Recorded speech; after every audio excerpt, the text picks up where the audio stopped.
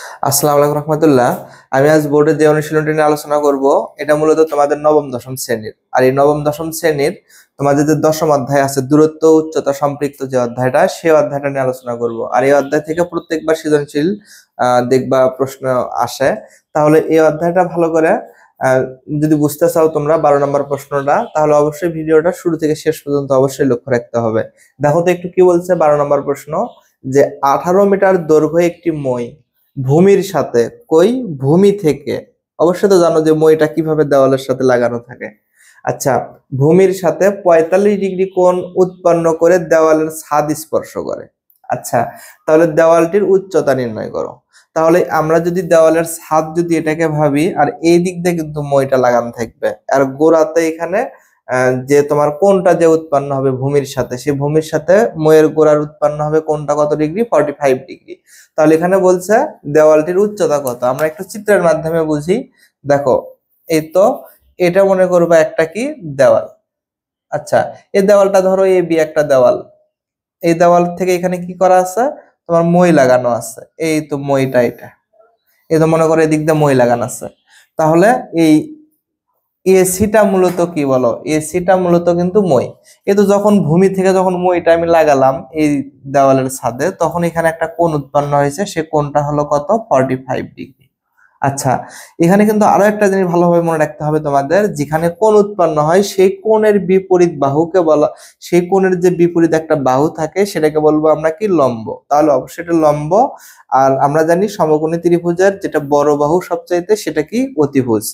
আর সোজা ভাষায় একটা কথা মনে রাখতে পারো, সহজ ভাষায় যে কি, যে আমরা সব সময় জানবো যে কোণ সব সময় ভূমি এবং অতিভুজের সাথে উৎপন্ন হয়, তাহলে অবশ্যই বিসিটা ভূমি। আচ্ছা, এখন দেখো যেটা বলছে 18 মিটার দৈর্ঘ্য একটি মই, তাহলে অবশ্যই এটা মই। তাহলে এই মইটা কত মিটার, 18 মিটার, এটা মনে রাখবা। আচ্ছা, দেখো যেহেতু দেওয়ালটির উচ্চতা বের করতে বলছে, তাহলে আমরা এটা ধরে নিব এইচ। দেওয়ালের উচ্চতা আমরা কি ধরে নিলাম, এইচ মিটার। আচ্ছা, তাহলে লিখি একটু, যে মনে করি এ বি, বা দেওয়ালের উচ্চতা এ বি সমান, দেখো দেওয়ালের উচ্চতা এ বি সমান এইচ মিটার। আচ্ছা, তাহলে এখানে অপরদিকে মইটা যেটা আছে, এই 18 মিটার দৈর্ঘ্যের একটি মই। তাহলে মইয়ের দৈর্ঘ্য, দেখো মইয়ের দৈর্ঘ্যটা মূলত কি, এসি সমান এটা হলো 18 মিটার। আচ্ছা, অপরদিকে দেখো কোণটা যেটা উৎপন্ন হয়েছে ভূমির সাথে, সে কোণটা আমরা কি বলবো, এসিবি। এই এসিবি কোণটা কিন্তু কত ডিগ্রি, 45 ডিগ্রি। আচ্ছা, এখন তোমাকে বের করতে বলছে দেওয়ালটির উচ্চতা কত। আমি কিছুক্ষণ আগেই বললাম যে এটা কি, লম্ব, এটা অতিভুজ। তাহলে দেখো লম্ব আছে, অতিভুজ আছে, ভূমি নাই। তাহলে তোমাকে এই শর্ট টেকনিকটা এখানে বুঝতে হবে, যে লাভা এল ভি। আমি কিন্তু পূর্বের ভিডিওগুলোতে এগুলো সম্পর্কে বিস্তারিত বলছি। এটা আসলেই ত্রিকোণমিতিকের যে সূত্রগুলো আছে তারই একটা শর্ট টেকনিক আমি বের করছিলাম, যেটা কি, এটা হলো সাইন, এই ভাতে হলো কস, অপরদিকে এল ভিতে হলো ট্যান। তাহলে দেখো তো, এই এল তে লম্ব, এ তে অতিভুজ, ভিতে ভূমি, এ তে অতিভুজ, এল তে লম্ব, ভিতে ভূমি। তাহলে এখানে আমাদের ভূমি দেওয়া নাই। ভূমিটা মূলত কি, এখানে দেখো তো কার ভিতরে ভূমি নাই, এখানে সাইনের ভিতরে কি নাই, ভূমি নাই। তাহলে আমরা লিখতে পারি যে এই এবিসি ত্রিভুজ কি বলো, এবিসি এর, এই এবিসি ত্রিভুজের তাহলে সাইন, এটা দেখো সাইন কোণ এসিবি। তাহলে সাইন কোণ এসিবি, তাহলে সাইন সূত্র কি, লম্ব ভাগ অতিভুজ। তাহলে লম্বটা কি আমাদের এবি, অতিভুজটা আমাদের কি, এসি। তাহলে দেখো সাইন, এখন কোণ এসিবি, এসিবির মানটা এখানে আমাদের কত ডিগ্রি, 45 ডিগ্রি। তাহলে এবির মান এইচ, এসির মান এখানে কত, 18। তাহলে এখন এখানে তোমাকে বের করতে হবে কত ডিগ্রি, সাইন 45 ডিগ্রি। তাহলে যখন তুমি সাইন 45 ডিগ্রি এই মানটা যখন তুমি জানবা, তখন সেক্ষেত্রে কি হবে, তোমার জন্য অঙ্কগুলো বের করতে আরো সোজা হবে।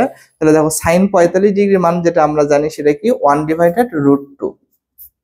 এই তো 1/√2 ডিভাইডেড H/18। তাহলে বা লিখবা, দেখো আমরা এরকম গুণ করব, আর গুণ করব, H দিয়ে √2 গুণ করবা, তাহলে √2H সমান 18 তাহলে আমরা বের করব কিসের মান, এইচ এর মান। তাহলে এইচ সমান 18/√2। আচ্ছা, যদি 18/√2 হয়, এখন তাহলে আমরা কি করব, ক্যালকুলেটর দিয়ে একটু হিসাব করে দেখব, দেখো কি আসে। তাহলে 18 আমরা √2 মান কিন্তু মুখস্থ জানি যে কি 1.414।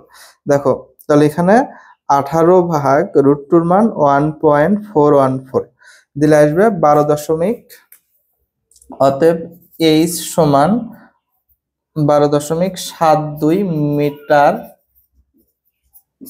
এই তো প্রায়। তাহলে দেখো এই তো যে দেওয়ালটা, এই দেওয়ালটার উচ্চতার আমরা কত বের করলাম, 12.72 মিটার প্রায়। তাহলে আশা করি এই জাতীয় প্রশ্নগুলো যখন পরীক্ষায় আসবে এভাবে করার চেষ্টা করবে সবাই। আজ এ পর্যন্তই, সবাই ভালো থাকো, আল্লাহ হাফেজ।